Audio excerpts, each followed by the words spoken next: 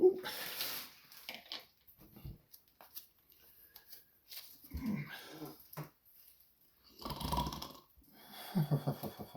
Oh, hello.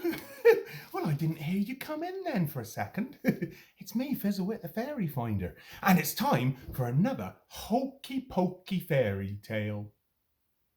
Now, before we start, don't you forget to press that subscribe button. Oh, and give me a thumbs up and a like as well. That would be proper lovely if you did. You see, then those fairies will know how much you appreciates their fairy tales.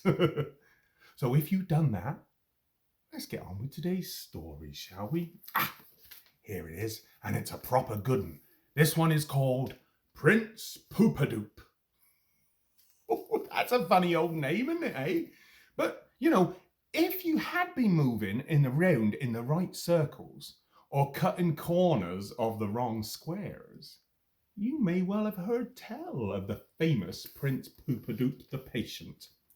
After all, there have been many tales told all about his bravery and his cleverness and his great and fantastical deeds.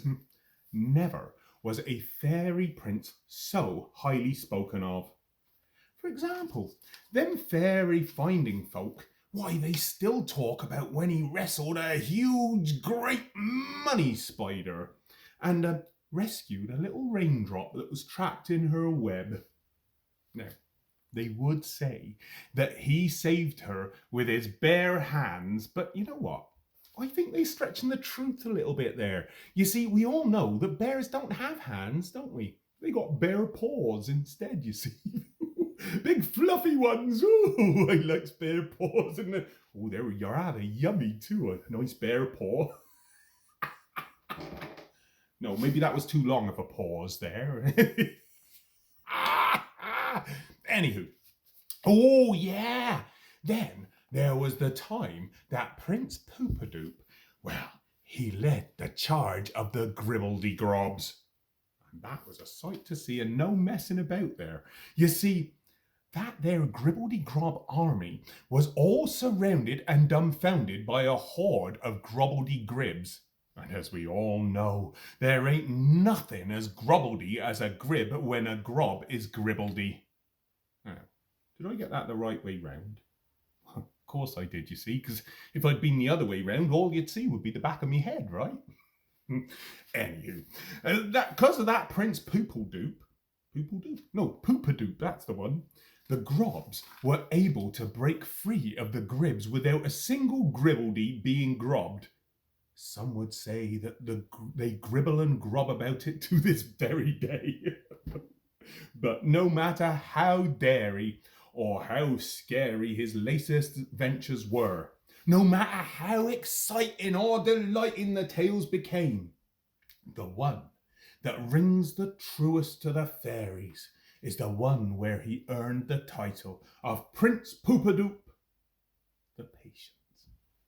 And I ain't talking about the kind of patient you would see in a doctor's waiting room. No, the kind of patience we's talking about is the kind of patience when you has to wait for something and it takes ages and ages and ages. Well, I suppose that is a bit like being in a doctor's waiting room after all. I mean, doctor's patients, well, they need to wait to see the doctor, so they has to be very patient. And I suppose you would say that a patient has to be patient after all. Oh, this dog of Gribbledy-Grobs and patience, why, it's proper confuddling my brain box. Shall we just get on with it? So, the story begins on a fine and sunny summer's day. The prince was out camping with his wifey. Her name was Princess Pomple-Dumple. There she is in that tent. They did have two of those, but if I put them in this box, well, it would be 2 tents in there. 2 tents? No. Anywho, they heard a dreadful sound, like the snapping of branches and the roaring of a lion coming from a little ways down the path. Hey, maybe you could roar like a lion. Can you do that? Ooh! Not too loud now. You almost blew me hat off. Well, as you know, this particular prince, he was no stranger to danger. So feeling that something awful might be happening, he grabbed his finest wooden sword and he jumped off of the back of his fastest racing snail. Now, I knows what you're thinking, right? Surely you would have been jumping onto the back of the racing snail.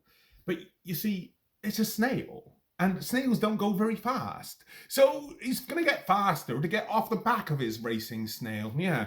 You see, in fact, a racing snail is said to be only a little quicker than me getting to a point.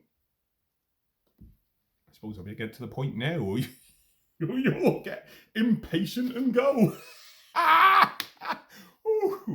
Anywho, Prince Poopadoop, that's the one. He jumped off that snail and ran as fast as his little legs would carry him. All the way he went leaping over puddles and bounding from one leaf to another until he eventually came to a little clearing in the woods. Oh, is that sound again? You ready? Can you roar like a lion? That's my lion roaring. Oh no, that's my sitting down roaring. My lion roaring beetle. No, as I said, snails is faster than me at getting to the point. Anyway, it was then that Prince Poopadoop, well, he saw what was making the noise for the very first time. And you know something. He could not believe his eyes. You see, he was thinking it must have been something ferocious. Like one of these, like a dragon. Or an angry giant, eh? Or maybe even one of them there internet trolls having a bad day. He does like to make lots of noise when he's having a bad day, isn't it, eh? But no, when Prince Poopadoop rounded the corner, he saw, to his surprise, a little chap no bigger than a flower pot, jumping up and down next to a little pond. Oh, wait a minute, this is a good bit, that, hang on. This little chap, he was wearing a red hat. Look at that, with little pointy ears sticking out the side. Oh. And he had a long white beard. Well, just wait 5 minutes, I'll grow one. No, don't need to go that far. Like Santa Claus, wouldn't I, eh? He had a long white beard that was so long it tickled his toes as he jumped up and down. He was shouting and a-hollering. That's so silly, isn't it? He was shouting and a-hollering on top of a pile of broken old fishing rods. Here was a broken old fishing rod. And they was all snapping and a-crackling underneath him. Hey, that must have been the roaring sound. Him shouting and he's snapping. What's happening here? Said Prince Poopadoop as he got closer. Isolation here. Better. Why, I'm fishing, said the little fella, who turned out to be a garden gnome called Gneal. But it doesn't matter how much noise I make. I still can't scare all of the fish out of the pond and onto my plate. I've snapped 20 fishing rods so far, trying to be as loud as I can. It's got to the point now where my tummy is rumbling so loud, it's louder than my shouting, and I haven't got any fishing rods left. And there's still no fishies on my dishy. I should have done that with that on, shouldn't I? Sorry. Well, no wonder you ain't catching nothing, Gneal, said Prince Poopadoop. You is fishing all wrong. Them fish can't be scared out of a pond. You has to be all quiet and patient. Just watch me. So the prince picked up a springy twig off the ground. Have I got a springy twig? There we are near Oswald, a springy twig off the ground, and tied a long hair from Ganneil's beard to the end of it. We're still waiting for that beard to grow, right? Then he delved into his pocket and he pulled out a lump of old mouldy cheese that he had been saving for a rainy day. And he attached it to the little bit of hair at the bottom. Then, using all of his bravery and all of his might, he sat down and waited for a bite. Well, time started to ticking, and it weren't long before nothing happened at all. You see, them there fish, they was all so scared of all that noise that Ganneil had been making, and they were so scared they were still all tucked away in their little hidey holes. Oh, hang on. Ganneil's hat. Let's put this on, it's so funny. Don't you go laughing now. There we go, I've been Ganneil for a bit. Where was I? What was the voice? Oh, what's going on? It's not Ganneil's voice. What's going... What? Ganneil, get your voice right. Here we go. What's going on? You ain't caught any more fish than I did, said Ganneil. Shh, be patient and quiet, said Poopadoop. Then you'll see. And so they sat down and they did nothing.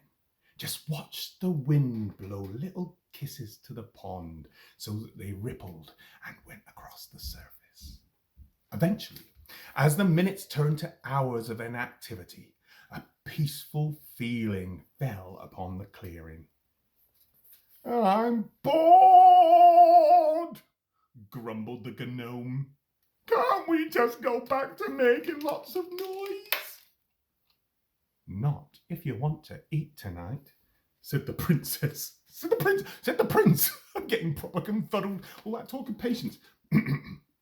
Not if you want to eat tonight, said the prince. Now, please, stay quiet, and you'll see, every time we speak, it scares the fishies away, and they go back into their hidey holes. And so, they waited. But as the weary sun, I'm gonna get that hat off. It's obviously a magic hat that's changing my voice all wrong. Here we goes. But as the weary sun started to set upon a long and tired day, the fresh moon started to rise higher above them, and something magical happened. You see, the fishing rod went as tight as a trumpet, and the twig almost snapped in two. Together, Poopadoop and Ganneil heaved and hauled and heaved and hauled and hauled and heaved. But whatever was pulling that twig was so strong that they couldn't pull it out of the water. What will we do now? Said the gnome, who couldn't decide on what his voice sounded like on that particular day. We shall do what we should have done all along. We shall wait, said the prince with a smile. And he took that fishing line and he tied it to a springy sapling that was growing next to the pond. And then they waited. They watched for hours as the fishing line would struggle and stir, and each time it did, the little tree would bend and struggle with it. Ooh, look at that. And eventually, that fishing line, it stopped struggling at all. You see, because they had waited patiently, well, that fish on the other end had quite worn himself out. There was no more fight in him, you see, so when Poopadoop eventually did reel in that fish, it was easier than watching paint dry. And that was how Prince Poopadoop and Ganneil the gnome landed the biggest goldfish you ever did see, and how they filled their tummies with a yummy meal that night. Hey, it's also how old Poopadoop earned the title of Prince Poopadoop the Patient. You see, when he got back to his Princess Pomple Dumple, she told him He must have been very patient indeed for listening to all Ganneil's grumblings, and so that name kind of stuck, like chewing gum to a table. But, you know, old Prince Poopadoop, Poopadoops and Pumpadums. Old Prince Poopadoop, he didn't mind at all. You see, he was just very happy to help out. And you know something? That Ganneil the gnome, why, he learned to be patient too. And that is why he taught all of his gnome friends how to catch goldfish. That is why, to this very day, if you see a gnome, they might well be fishing, and they is always standing as still as a statue. They're being patient, you see, and waiting for them goldfish to bite. Do you know what, though? I think this is why this is the most important of all of Poopadoop's stories. You see, whilst we can't always be off defeating grobbledy-gribs or gribbledy-grobs, we can always be kind to those around us. And sometimes that kindness can take the form of being patient, and it can feel like we're doing nothing at all. But sometimes the art of doing nothing is what achieves everything. You just have to have patience to see its effects. You know, it's like the wind kissing that pond. The ripples of that kindness spreads everywhere. Well, that was a lovely story, wasn't it, eh? Did you enjoy it? Well, don't forget, here at Fizzlewit's Fairy Finding, we does a fresh hokey-pokey fairy tale once a week on a Friday. So make sure you subscribe, give me a thumbs up. Oh, look at the size of my thumb in that camera. Give me a thumbs up, and oh, what else? Oh, yes. Stay safe, stay kind, stay nice and warm and cozy in that little house of yours. But most important, stay positive. And from me and the fairies, well, have a very good day and even better nights to come. I've been Fizzlewit, and I'll see you again here at Fizzlewit's Fairy Finding.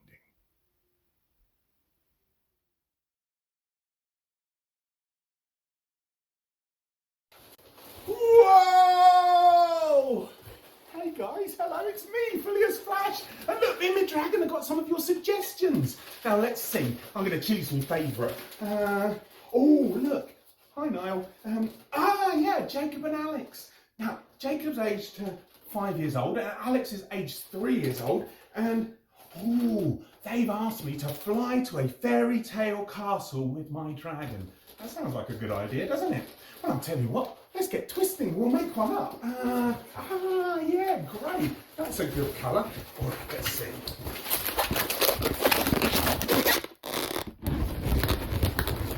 A little bit of white added in, and there you go, look at that. An awesome fairy tale castle in the clouds. Well, I know it's maybe smaller than most castles you've seen, but fairies are very short, and size isn't everything. Hey, what are you looking at, Mr. Dragon? Hey, you better not try and eat my castle. No, stop! Whoa! Extreme close-up! Look at that! We're at the castle! And there's another dragon! And baby dragons and dragon eggs! Hey, wait a minute. Is this your house? It is his house. He just wanted to get home nice and safe. What a good dragon you are. Go and look after your family. I'll tell you what, I'm going to leave him here. But why don't you have a think about where to send me next? Or maybe you'll think of something you want me to make. Let me know on my Facebook, Flash Balloons. That's been Phileas Flash, and I am over and out. Oh, what a warm welcome.